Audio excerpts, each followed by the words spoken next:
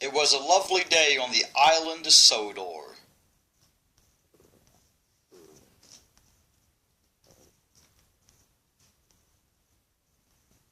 And it was time to start the day. Edward was filling up with water. The trains were running on schedule. And on the other side of the island, the evil scientist was having a good morning too.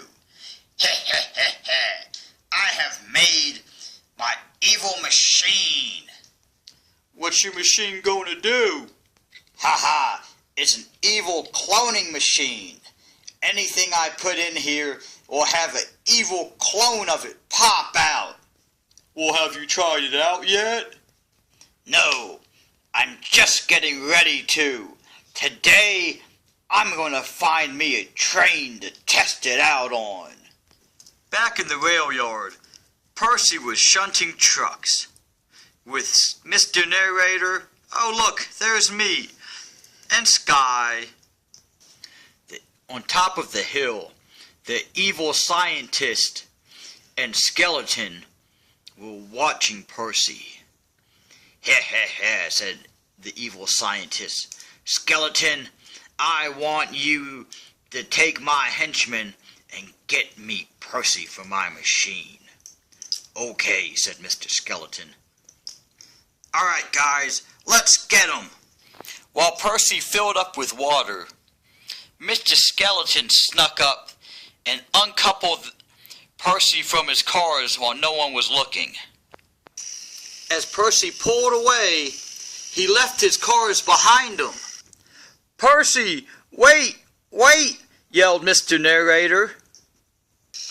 Percy chugged along, not noticing that he had left his cars. But up ahead, oh no, the evil henchman had set up a trap to derail Percy. No! Oh no, I can't stop, yelled Percy. Oh, cinders and ashes. Oh no, where are you taking me, said Percy. That's for me to know and you to find out, said Mr. Skeleton. Very good job, said the mad scientist to Mr. Skeleton. Mr. Narrator, help me. Now! That's strange, Sky. I just got a ringing in my ears. I wonder what happened to Percy. He must need help. Let's go. Percy was loaded up on the machine. Help! The machine started turning and popping and roaring. Whoa! Ah! Ah! Ah!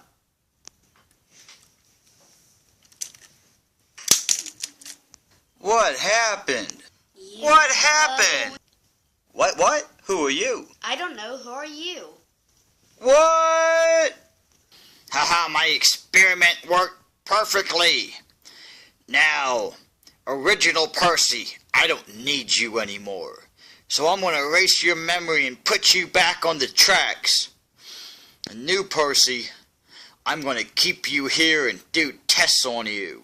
New Percy?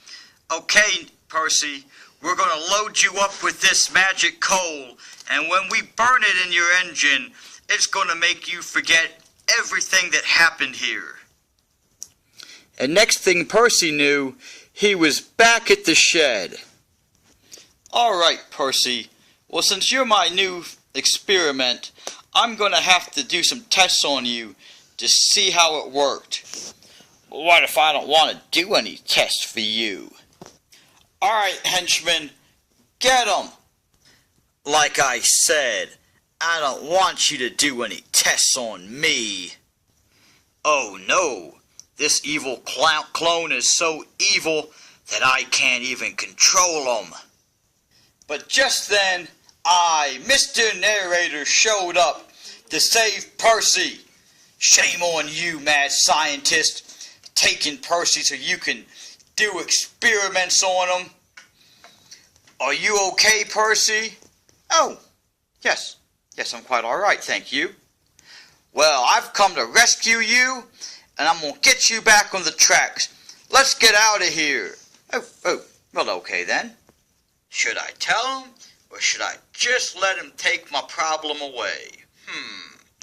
And soon everything was back the way it was before. I, Mr. Narrator, and Sky were riding right along with Percy. But something seemed a little bit different about Percy. Like Percy liked hitting trucks now. He'd never been mean like that before.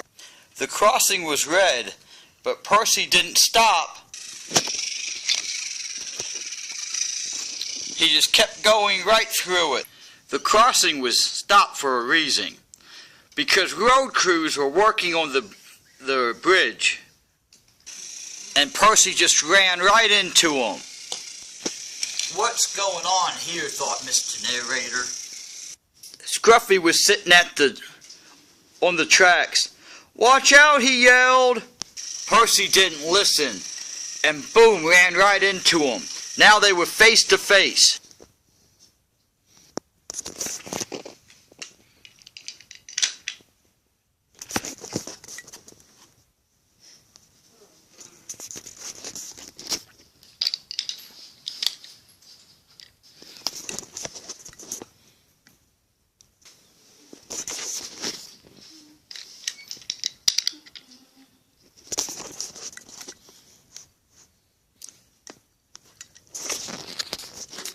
Right there. Alright, and Mr. Narrator's going to be like...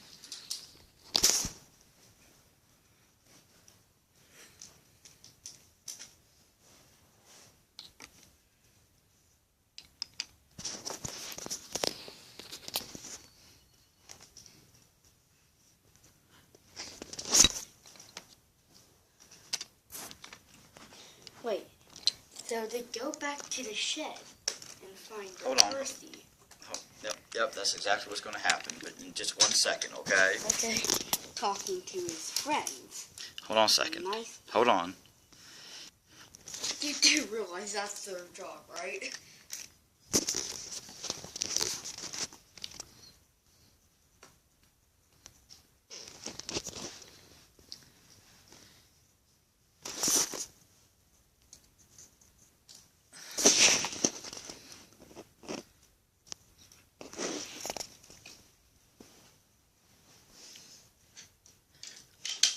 Alright, hold on.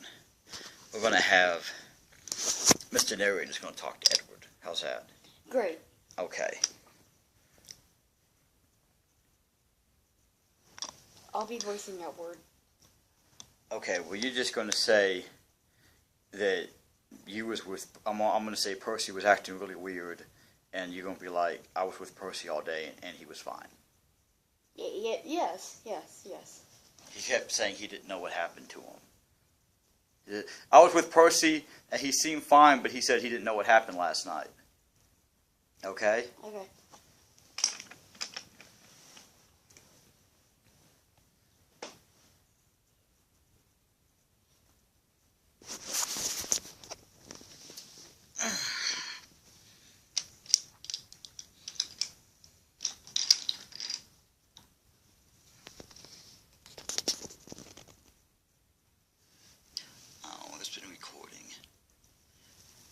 Later on, Mr. Narrator was talking to Edward. He was telling him about how odd Percy had been acting. Well, Percy has been acting perfectly all day. I was with him all day, shunting trucks. Didn't see anything weird out of him. Ah, okay, I said. Percy was off shunting trucks when he ran into Scruffy. Hey, don't be messing with me again, said Scruffy. What? I didn't do anything. Hey, yeah you did. You was pushing me around earlier and talking a lot of smack. No, I wasn't. You were face to face with me. I'm pretty sure it was you. What kind of drugs are you on? What kind of drugs are you on? Percy was very confused, but he just went along his way and didn't pay it any mind. Later that night in the shed, everyone seemed like they was ignoring Percy and talking to each other. What's going on? Percy was wondering. Hey, Percy, said Mighty Mac. It's pretty messed up what she said about my mom. You know she can't help it that she's got a weight condition. Huh? Said Percy. Yeah, Percy, said Stanley. I don't really appreciate you making fun of all the bird droppings on my white coat. That was really mean of you. Dude, I haven't even seen you all day, said Percy. The next day, Percy was going to go shunt a truck. But the other Percy was about to come and shunt the same truck. Ah! And they all derailed. A couple of cranes had to get called in to pull up the Percy and Percy. What's going on here? Said the fat controller. How did I get two Percys? My insurance premiums are gonna triple. Go. Please, sir, I'm the real Percy. No, I'm the real Percy, sir. Save me. Well, there's two Percys and I can't tell which one is real.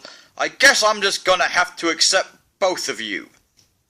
Sir Topham Hatt, if I can speak to you, said I, Mr. Narrator, I just want to tell you, before you make any decisions, that yesterday Percy went missing, and I had to go find him, and I found him at the mad scientist lab.